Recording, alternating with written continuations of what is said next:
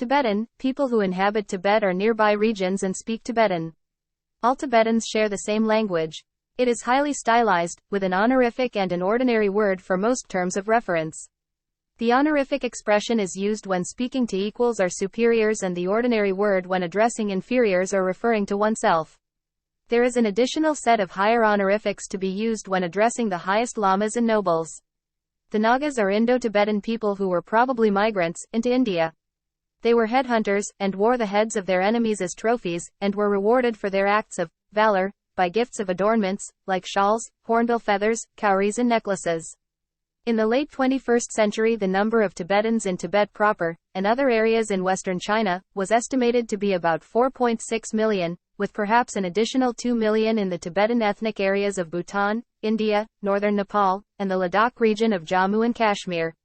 Prior to the Chinese annexation of Tibet in 1959, social classes among the Tibetans could be defined in terms of opposition: cleric versus lay, noble versus peasant, merchant versus laborer, agriculturalist versus nomad, and trader versus townsman. The agriculturalists traditionally formed the peasantry of Tibet, most of them working as tenants or hired laborers on land owned by the monasteries or the nobility. The herdsmen and shepherds pastured their flocks on the high steppes. Some of them remained in the lowlands during the winter and migrated upward in summer.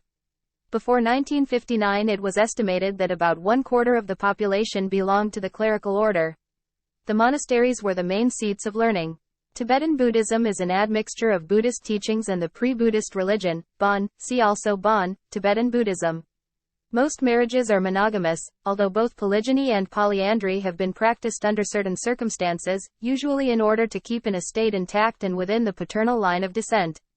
Thus, the eldest son of a noble family would take a bride, and, if any of his younger brothers so desired, they were included in the marriage contract as junior husbands. Dwellings are commonly 1 or 2-story buildings with walls of stone or brick and flat clay roofs. The nomadic pastoralists live in tents of yak hair, rectangular in shape and ranging from 12 to 50 feet, 3.5 to 15 meters, in length. Most of the noble families traditionally maintained townhouses in the capital city, Lhasa.